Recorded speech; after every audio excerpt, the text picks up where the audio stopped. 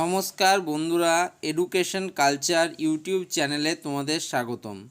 এই ভিডিওতে আমি তোমাদের বলবো যে 2020 সাল অর্থাৎ 2021-22 শিক্ষাবর্ষে আমরা যখন অ্যাডমিশান নিয়েছিলাম এবং সেই অ্যাডমিশান নেওয়ার পরবর্তীকালে আজকে অর্থাৎ 2024-25 শিক্ষাবর্ষে তোমাদের যে কলেজে অ্যাডমিশানের ক্ষেত্রে তোমাদের জেক্সপো বুকলেট এক্সাম হচ্ছে না। 2020 সালেও আমরা যখন ফর্ম ফিল আপ করি সেই বছরেও কিন্তু কোনো এক্সাম হয়নি। তো সেই রিলেটেড তাই অনেকে কি বলছেন যে প্রিভিয়াসলি যেভাবে তোমাদের হয়েছিল র্যাঙ্ক ক্যালকুলেশন এবারেও সেটা হবে। তো আমি সেই রকমই তোমাদের কিন্তু আমার নিজের একদম সার্টিফাইড নিজের কপি থেকে তোমাদের সাথে আলোচনা করব যে 2020 সালের যখন আমরা অ্যাপ্লিকেশন ফর্ম ফিল আপ করি তখন কি হয়। তো দেখো আমি তখন কিন্তু ছিলাম, তোমরা দেখতেই পাচ্ছ এটা ওয়েস্ট বেঙ্গল স্টেট কাউন্সিলের লোগো। তো এখানে মার্কস এন্ট্রি, আমাদের কিন্তু একটা মার্কস এন্ট্রি করার কিন্তু একটা জায়গা দেওয়া হয়েছিল আলাদা করে। প্রথমে আমাদের online application form fill up করা হয়, অনলাইন অ্যাপ্লিকেশন ফর্ম, তারপরে বলা হয় যে পরীক্ষা হবে। বাট তোমরা জানো কোভিড-19 অতিমারি কিন্তু মার্চ থেকে শুরু হয়ে যায় এবং তার পরবর্তীকালে ফার্স্ট লকডাউন কিন্তু লাগে, যার ফলে কিন্তু এই সময়টাতে কোনো রকম কিন্তু কাজ হয়নি। আমাদের বলা হয়েছিল যে পরীক্ষা হতে পারে, বাট পরীক্ষা কিন্তু হয়নি। তাই পরবর্তীকালে আমাদেরকে একটা নতুন পোর্টাল দেওয়া হয়, অনলাইন পোর্টাল, যেখানে আমাদের পরীক্ষায় অর্থাৎ মাধ্যমিক পরীক্ষায় প্রাপ্ত মার্কসের ক্ষেত্রে আমরা যাতে সেখানে পুট করতে পারি। এটা কিন্তু স্টেট কাউন্সিল থেকে দেওয়া হয়েছিল প্রায় নভেম্বর মাসের দিকে, তোমাদের সেপ্টেম্বর মাসের দিকে। ওকে, তো আমি তোমাদেরকে এই মার্কস পুটিংয়ের ব্যাপারটাই বলবো, যেহেতু তোমাদেরও এই বছর কিন্তু মার্কস সাবমিট করতে হচ্ছে এবং তোমাদের মার্কসের ভিত্তিতে র্যাঙ্ক আসবে এবং সেই র্যাঙ্ক থেকেই তোমরা কলেজে অ্যাডমিশান নেবে। সেক্ষেত্রে এই ভিডিও ছাড়া অন্য কোনো ভিডিওর তুলনা হয় না। আর আমি তোমাদের যে ইনফরমেশানটা দেবো সেটা যেন 200% কারেক্ট ইনফরমেশান হয়, তার আগে কিন্তু আমি দেবো না। তো 2021-22 শিক্ষাবর্ষের স্টুডেন্ট আর 2024-25 শিক্ষাবর্ষের স্টুডেন্টদের জন্য যারা দিয়েছিল তাদের জন্য কিন্তু এই ভিডিওটা আজকে, অর্থাৎ 2024-25 শিক্ষাবর্ষের স্টুডেন্টদের জন্য খুব ইম্পর্টেন্ট। তো দেখো আমাদেরকে কিন্তু এক্সাম wbsct.co.in এরকমই কিন্তু মার্কস সাবমিশন দেওয়া হয়েছিল। এবং দেখো West Bengal state council of technical and vocational education and skill ডেভেলপমেন্টের তরফ থেকে এটা করা হয়েছিল, টেকনিক্যাল এডুকেশন ডিভিশন।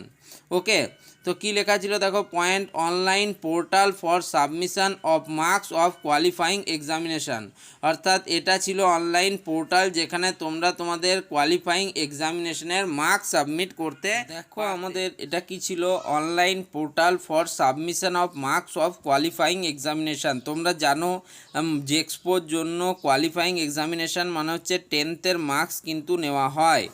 তো সেটাই তোমাদেরকে এখানে বলেছিল। সবার প্রথমে পার্সোনাল ডিটেলস আমাদের ফিল আপ করতে হয়েছিল। তোমরা আগের দিনই দেখেছো আমার অ্যাপ্লিকেশন ফর্মের নাম্বার ছিল 406103। তো এখানে অ্যাপ্লিকেশন ফর্ম নাম্বার দিতে বলা হয়েছিল, তো ওটাই দেওয়া রয়েছে। দেখো 406103। জেক্সপোর জন্য আমি অ্যাডমিশান নিচ্ছিলাম, তাই জেক্সপো। নেম অফ দ্য অ্যাপ্লিক্যান্ট, এখানে আমার যেটা নাম স্বরূপ রায় নাম রয়েছে। অ্যাপ্লিক্যান্টস ডেট অফ বার্থ এখানে দেওয়া ছিল, গার্জেন্স নেম এখানে দেওয়া ছিল। এবার জেন্ডার ছেলে না মেয়ে সেটা এখানে দেওয়া ছিল। ক্যাটাগরি আমার জেনারেল ছিল, জেনারেল, তোমাদের ক্ষেত্রে এটা SC ST OBC এইটা কিন্তু হতেই পারে। এবার হচ্ছে ফিজিক্যালি চ্যালেঞ্জ বা কেউ হ্যান্ডিক্যাপ্ট হলে ইয়েস হবে, বাকিদের ক্ষেত্রে কিন্তু নো হবে। ল্যান্ড লুজারের ক্ষেত্রে যদি তুমি ল্যান্ড লুজার হয়ে থাকো সেক্ষেত্রে ইয়েস হবে, নইলে নো হবে। এরপর হচ্ছে টিউশন ফিস ওয়েভারের ক্ষেত্রে যদি তুমি TFW কোটার আন্ডারে থাকো তাহলে এটা ইয়েস হবে, বাকিদের ক্ষেত্রে নো হবে।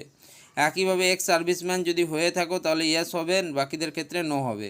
এরপর চাওয়া হয়েছিল details of Madhyamik or equivalent examination, এটা ইম্পর্টেন্ট। তো দেখো আমার বোর্ড ছিল West Bengal board of secondary education, অর্থাৎ West Bengal board of secondary education WBBSE।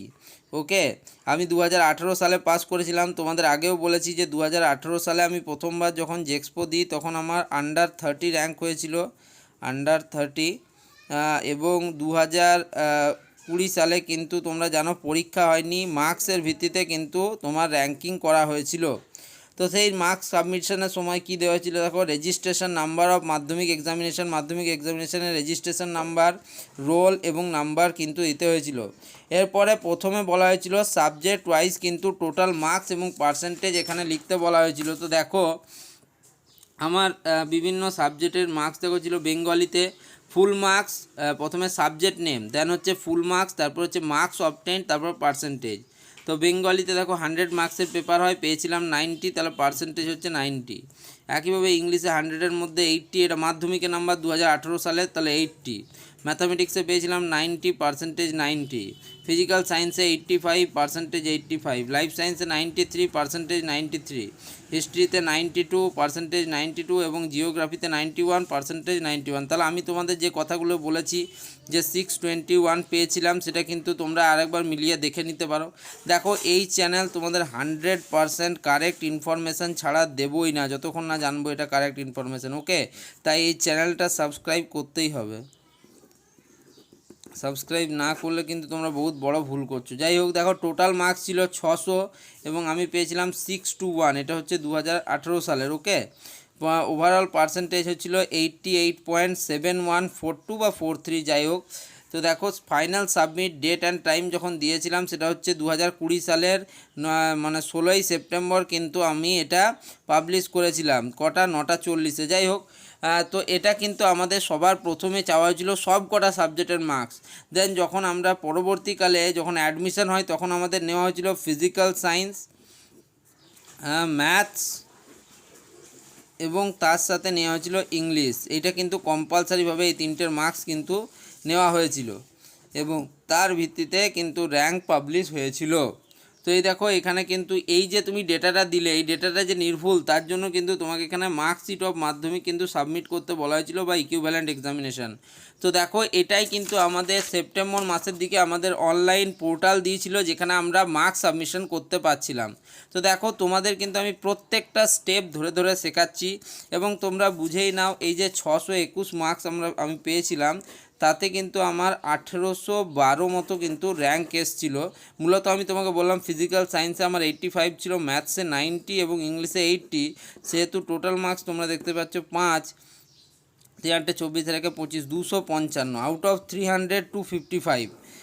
এটা পাওয়ার পর আমার কিন্তু র্যাঙ্ক হয়েছিল 1800 মতো। যদিও অনেকের ক্ষেত্রে দেখা গেছে যে তারা কিন্তু যারা 240 পেয়েছিল তাদের র্যাঙ্ক কিন্তু কম হয়েছিল। সেক্ষেত্রে র্যাঙ্ক নির্ণয়ের ক্ষেত্রে আরও কতগুলো ফ্যাক্টর থাকে। তো ডিটেলসে যদি তোমরা আরও অনেক কিছু জানতে চাও এবং আমি তোমাদের অবশ্যই জানাবো, সেক্ষেত্রে তোমরা চ্যানেলটিকে সাবস্ক্রাইব করে নাও। পরের ভিডিওগুলোতে বলবো যে আমার 1800 কিন্তু আমার আরেকজন বন্ধু তার কেন 200 র্যাঙ্ক, অনেক তফাৎ হয়ে গেছিলো র্যাঙ্কের। তো সেই ভিডিওগুলো আসবে, তাই তোমরা যদি কমেন্ট করো, ভিডিওটিকে লাইক করো, চ্যানেলটিকে সাবস্ক্রাইব করো, তবেই কিন্তু সেই ভিডিওগুলো আনবো।